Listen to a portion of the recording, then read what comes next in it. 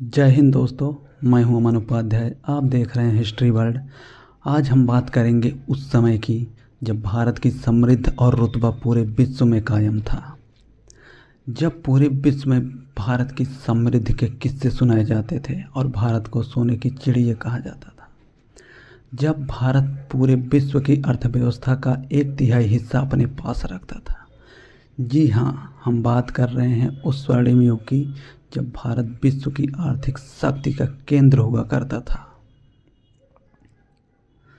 यह कहानी है 1 ईस्वी से लेकर 1700 ईस्वी तक की, जब भारत पूरे विश्व की जीडीपी का 33% अपने पास रखता था। चलिए इतिहास के पन्नों में गोता लगाते हैं। पहली शताब्दी ईस्वी में रोमन इतिहासकार प्लिनी इस बात की शिकायत करता है कि भारत रोम से इतना सोना खींचता है कि रोम की अर्थव्यवस्था डगमगा रही है।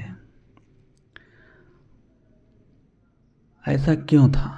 क्योंकि भारत के मसाले, भारत के रत्न, भारत के रेशमी वस्त्र और हाथी दांत जो कि पूरे विश्व में मशहूर थे एवं इनकी बहुत मांग थी। इसके बदले विदेशी कोई भी रकम देने को तैयार थे और वो भर भर के सोना देते थे। आपने पढ़ा होगा पुर्तगाली यात्री वास्को डी गामा 1500 ईस्वी में भारत आया था।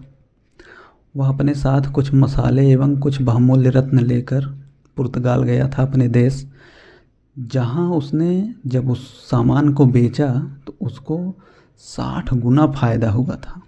आज आप समझ सकते हैं कि क्या कीमत थी उस समय भारतीय सामान की पूरे विश्व में और क्या ताकत थी भारत की।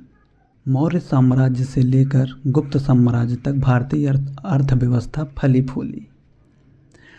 गुप्त साम्राज्य को भारतीय इतिहास का स्वर्ण युग माना जाता है, क्योंकि इस समय गणित, विज्ञान और व्यापार अपनी उन्नति के चरम पर थे।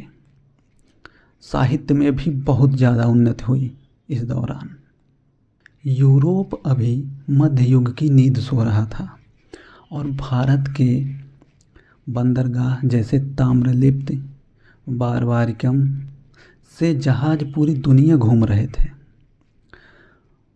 बात करें मुग़ल काल की, तो मुग़ल काल में भी 1700 ईस्वी तक भारत की जीडीपी पूरे विश्व की जीडीपी का 24% से 27% थी, जो कि अभी भी 1/3 के करीब थी। अकबर के काल में भारतीय कपड़ा उद्योग इतना विकसित था कि विदेशी व्यापारी भारत से बहुत ईर्ष्या करते थे।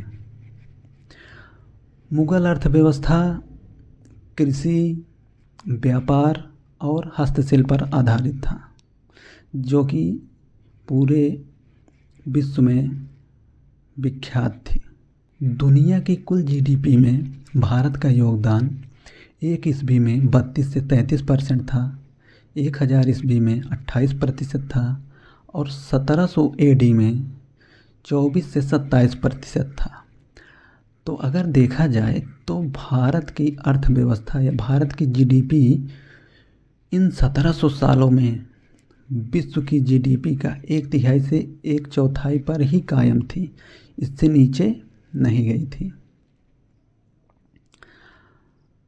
बड़े बड़े देश जो बाद में चल के सुपर पावर बने, सुपर पावर कहलाए, वो भारत के इर्द गिर्द भी नहीं थे, आसपास भी नहीं थे। चाइना दूसरे स्थान पर था, जो कि भारत से 5-7% पीछे था, लेकिन और देश 2-4% पे ही झूल रहे थे। 1700 ईस्वी तक तो भारत 24% जीडीपी पूरे विश्व का होल्ड करता था, लेकिन उसके पास शुरू हुआ पतन का दौर। औरंगजेब की मृत्यु के बाद मुग़ल साम्राज्य में कोई योग्य शासक नहीं थे, जिसकी वजह से धीरे धीरे यूरोपियों ने अपने पैर पसारने शुरू कर दिए, जिसमें अंग्रेज़ों ने और शक्तियों को परास्त करके भारत पर अपना कब्जा जमाया और भारतीय उद्योग, हस्तशिल्प, कुटीर उद्योग सभी को पूरी तरीके से नष्ट कर दिया और भारत से सारा पैसा लूटकर सीधे ब्रिटेन भेज दिया जाता था। और भारतवासियों को मिलता क्या था? कुछ नहीं। भारत की जीडीपी जो कि 1/3 से 1/4 के बीच हमेशा झूल रही थी, 1700 में 25% थी।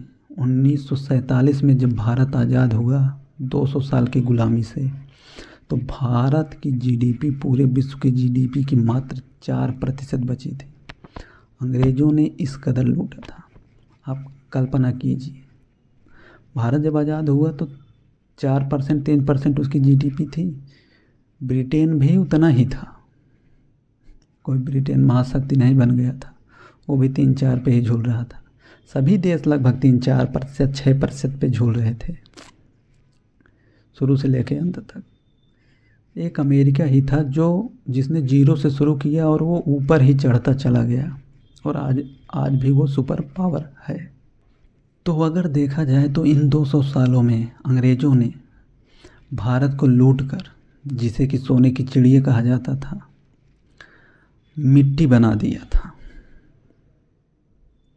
लेकिन 1947 में आज़ादी मिलने के बाद इन 78 सालों में भारत ने बहुत प्रगति की, बहुत उन्नति की है। भारत इस समय विश्व की तीसरी सबसे बड़ी अर्थव्यवस्था है, माफ़ कीजिएगा, चौथी सबसे बड़ी अर्थव्यवस्था है। 2030 में तीसरी सबसे बड़ी अर्थव्यवस्था बनने का अनुमान है। तो अगर इसी प्रकार हम भारतवासी भारत को श्रेष्ठ बनाने में लगे रहे तो वो समय दूर नहीं है जब भारत फिर से एक आर्थिक शक्ति होगा और भारत फिर से पूरी दुनिया में सुपर पावर बन के उभरेगा।